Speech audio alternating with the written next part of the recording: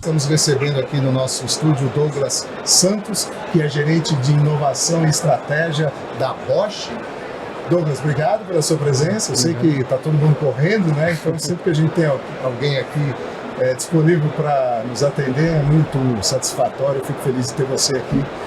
E o stand da Bosch muito movimentado, né? Então eu sei que a demanda é muito grande. Douglas, eu participei da entrevista coletiva da Bosch nesta Automec, e uma coisa que me chamou muito a atenção foi essa, inclusive eu citei esse case aqui em outros podcasts com outras indústrias, porque realmente é uma questão muito sintonizada com o momento que a gente está vivendo, que é essa estratégia de trocar aquilo que a gente pode chamar como uma fragmentação do portfólio, uma fragmentação de estratégias por uma visão global de mobilidade, né? Isso está muito em sintonia com o momento que a gente vive, porque hoje a gente não está mais na indústria automotiva, a gente caminha mesmo para uma indústria da mobilidade. Então, a partir do ano que vem, segundo conversamos ontem lá no stand, o aftermarket automotivo da Bosch vai se transformar na mobilidade automotiva. Explica exatamente o que significa, e você, por ser de estratégia e inovação, é exatamente a pessoa ideal para contar essa história para a gente, né? O que significa essa transição, como ela vai se dar efetivamente, porque conceitualmente é um pouco difícil da gente entender essa visão global, porque nós temos as peças, né, que a Bosch tem um portfólio imenso, essas peças vão continuar à disposição do mercado, mas tem que haver um conceito que unifique isso de uma forma em que você enxergue esse ecossistema como um ecossistema da mobilidade. Então, como isso funciona na prática? Como funciona essa expectativa? Como vai essa expectativa da Bosch para trazer esse conceito de mobilidade para a sua estratégia? Sim, vamos lá. Bom, obrigado pelo convite. Prazer participar com vocês aqui. Bom, a gente está saindo então de um aspecto, de um olhar de automotive aftermarket, né, reposição automotiva, para a reposição da mobilidade.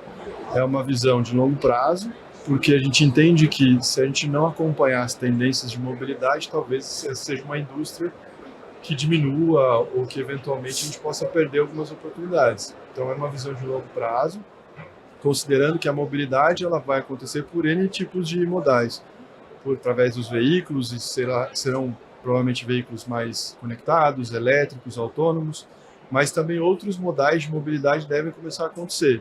E aí a Bosch quer participar disso, né, e ser um grande player na solução de mobilidade, seja através de powertrain, seja através de sensores, seja através de tecnologia autônoma, para qualquer tipo de modal de transporte ou de mobilidade. Então essa é a visão, nos preparar para essa mudança e aproveitar também outros nichos de mercado aí relacionados à mobilidade. Em relação ao Brasil, a Bosch é uma empresa alemã, a Europa caminha por um outro trilho, né? A gente imagina que a eletrificação será muito mais intensa lá. A partir de 2035 existe uma legislação que antes proibia o uso de motores a combustão, agora eles deram um passinho atrás, mas ainda assim caminha-se para a eletrificação, porque esses combustíveis sintéticos que foram liberados, segundo os especialistas, eles vão atender a determinados nichos e não estarão atendendo a maior parte da frota, que caminha assim para a eletrificação total. O Brasil é diferente, a gente entende que houve uma discussão anterior para onde que nós vamos, qual vai ser o caminho, vai vir o elétrico, vai vir a célula combustível, hidrogênio. Eu me lembro que foi apresentado aqui na Automec há muitos anos um esquema de célula de combustível, e agora parece que nós ficamos mesmo no caminho do híbrido com o etanol. E a Bosch lá fora, imagino eu, esteja muito focada na eletrificação. Essa discrepância, ela pode promover algum atraso tecnológico para o Brasil, uma vez que na matriz, na União Europeia, olha-se para a eletrificação total, e aqui a gente ainda vai ser um centro de excelência, é o que o pessoal está prevendo, em motores a combustão. De que forma a matriz olha o mercado brasileiro e de que forma a gente tem que trabalhar para que o Brasil não fique um país defasado? Eu, em um dos eventos que a gente participou e eu ouvi uma expressão que eu achei muito interessante, que é a cubanização dos motores brasileiros. Uma vez que você para de desenvolver o motor a combustão lá fora, a gente depende totalmente do desenvolvimento dos motores no exterior e os nossos motores aqui podem ficar estagnados. Enfim, qual é a visão da Bosch em relação a tudo isso? Falei pra caramba, mas eu acho que você tem a resposta na ponta da língua. Não, essa leitura eu acho que é uma pergunta que toda a indústria se faz, né? Mas a gente acredita que, primeiro, né, o Brasil vai num ritmo diferente, a gente tem uma matriz energética que facilita isso, e em questão de sustentabilidade e descarbonização, acho que o que a gente conseguiu desenvolver aqui nos últimos anos, com flex fuel, facilitando o acesso ao combustível etanol, é algo para se orgulhar. Então a gente não tem nada a perder ou nada a comparar com a Europa nesse sentido. Temos um desafio com relação ao elétrico, primeiro porque a produção, toda a cadeia de produção do veículo elétrico, ela acaba poluindo muito mais do que a produção de um veículo a etanol, né? Então, se nós formos pelo lado da sustentabilidade, o Brasil está na frente. Com relação a desenvolvimento tecnológico, a gente acredita também que o Brasil deve se tornar uma referência, uma potência para exportar, inclusive para outros países que também não vão acompanhar a tendência de eletrificação. Então, a gente tem olhado com bons olhos que a indústria brasileira possa crescer e surfar essa onda de volume, né?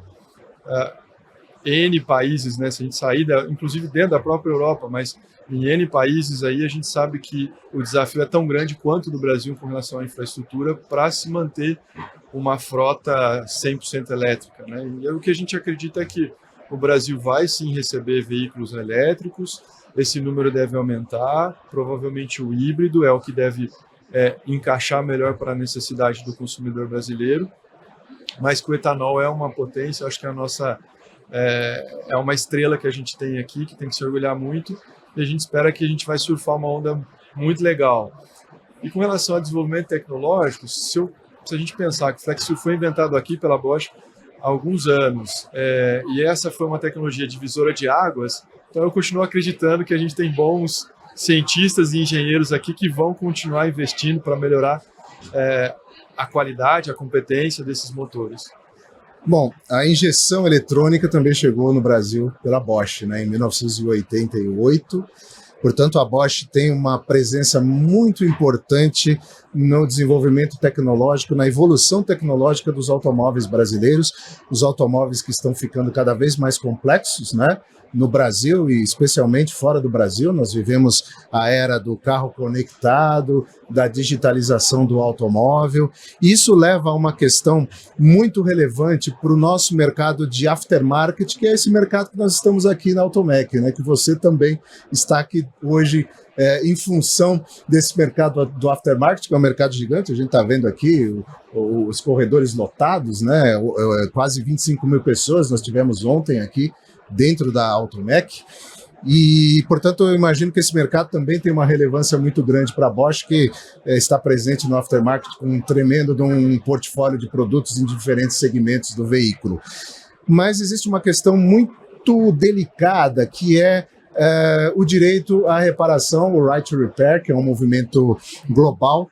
E essas empresas desenvolvedoras de tecnologia, elas têm uma posição muito central nessa questão, porque, na verdade, a montadora ela não domina essa tecnologia, ela compra essa tecnologia da Bosch e de outros desenvolvedores, obviamente com uma amarração por contrato, né?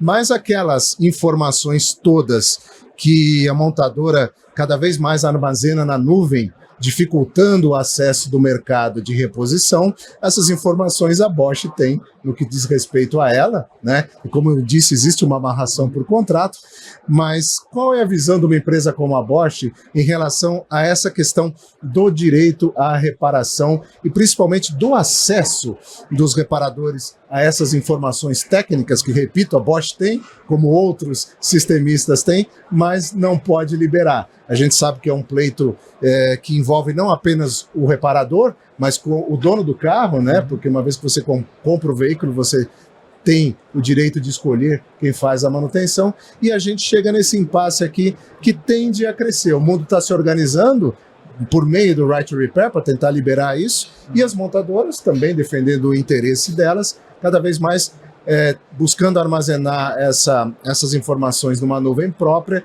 que vai gerar receita, ela vai vender assinatura, enfim. E essa é a briga que se coloca aí, você está exatamente no meio dessa briga. O que você pode contar para nós? Bom, acho que, primeiro, a Bosch pensa sempre no melhor para a indústria e no melhor para o cliente final, né? Então, a nossa posição é sempre buscar uma igualdade para ambos os lados, ou buscar o melhor serviço para o cliente, né? Óbvio, a gente é sistemista, a gente desenvolve tecnologia para alguém, né? E esse alguém também precisa estar confortável. A nossa posição desde sempre, a gente sempre quer achar um caminho que seja positivo para os fabricantes e também para os reparadores, né? Acho que esse é o melhor ponto em que há mercado para todos e a gente realmente conta aí com as associações para fazer, entender o que é melhor para a indústria, né? O que é melhor para a indústria nacional, e a gente vai suportar aquilo que for melhor para a indústria, né? Como você já bem disse, são modelos que em algum momento podem se chocar, mas a Bosch sempre vai buscar facilitar o que for melhor para o cliente final, né? Buscar um acesso e algo que seja caiba dentro da indústria e caiba para o consumidor, né? Qual avaliação você faz dessa Automec? Que tipo de retorno a feira já tem trazido para a Bosch? E quais são as novidades que a Bosch apresenta esse ano no stand? Bom, a avaliação é super positiva, isso, como você já comentou, está lotado. Acho que nem nós esperávamos uma quantidade tão grande de pessoas passando pela feira. O nosso stand está lotado o tempo todo. Então, é importante, eu acho que depois de um tempo de pandemia, né, a gente vê a indústria de novo retomando o ritmo que a gente sabe que tem potencial para ter. A gente emprega muita gente, a gente movimenta uma parte importante da economia, então acho que é legal ver esse movimento, esse aquecimento da indústria automotiva. Bom, nós viemos com a intenção de mostrar muita novidade na parte de diagnóstico. A gente trouxe vários equipamentos para demonstrar aqui. A gente está trazendo muita coisa também para calibração, reparação, diagnóstico de veículos já com vários sensores. Então a gente está falando de assistência, suporte à assistência conduzida. Então, sensores para veículos já todos conectados. A gente tem já soluções para monitorar isso, para calibrar isso. Então a gente trouxe para cá também para demonstrar. E todas as peças que vocês já conhecem, né? A gente está demonstrando no stand também. Mas é uma feira que a gente costuma reconectar com os nossos clientes, né, distribuidores, varejistas e até os próprios mecânicos. As nossas oficinas estiveram aí 4 dias conosco numa convenção, onde a gente falou muito de tendência, falou muito do perfil do novo consumidor, falou do perfil do carro que deve mudar. E aí recebemos esses mecânicos aqui também, recebemos essas oficinas e está sendo muito bom encontrá-los aqui, né? Muito bem, Douglas, eu queria agradecer a sua presença, o seu tempo aqui no Diálogo Automotivo e principalmente esse conteúdo aí muito interessante que você trouxe para nós. Obrigado, prazer e falamos em breve. Falamos em breve. Esse foi o Douglas Santos, da área de inovação e estratégia, uma área sem importância nenhuma nos dias de hoje, né? Eu imagino a responsabilidade e ele trouxe aí todo esse conteúdo aí maravilhoso de uma empresa do porte da Bosch para você que está acompanhando o Diálogo Automotivo. A gente vai voltar ao vivo da Automec amanhã, a partir das 15 horas, com toda a programação da ATV, a nossa voz e a sua voz em uma só imagem.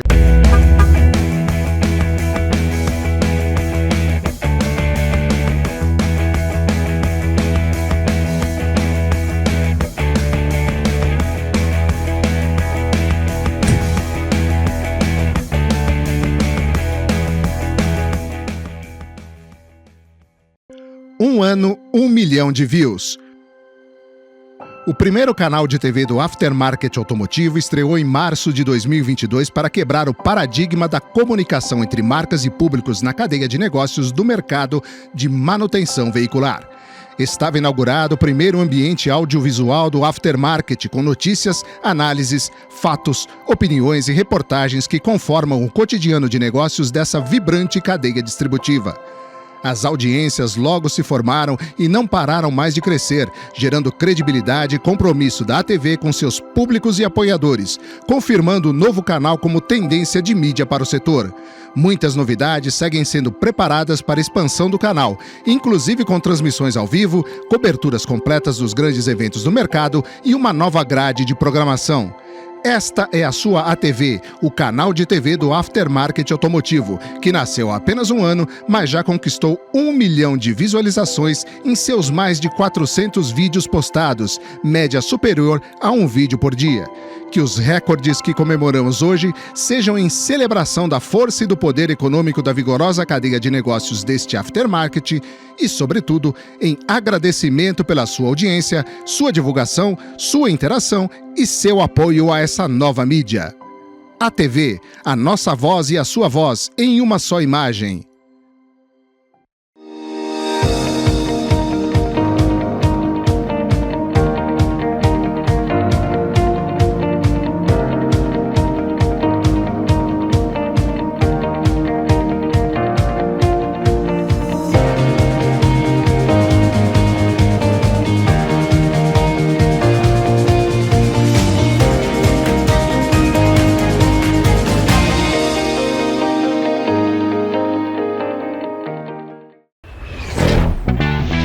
Porque o mais importante para mim é ter segurança ao dirigir. Não é isso? Um amortecedor que passe estabilidade, confiança e conforto em qualquer caminho. HG. Meu mecânico mandou bem. E aí, seu Paulo, tá com esse sorrisão aí por quê? Você sabe, né, Marcão? Porque é Nakata. Amortecedor é HG. Sabe por quê? Porque é Nakata. Fale com seu mecânico de confiança e deixe tudo azul pela frente.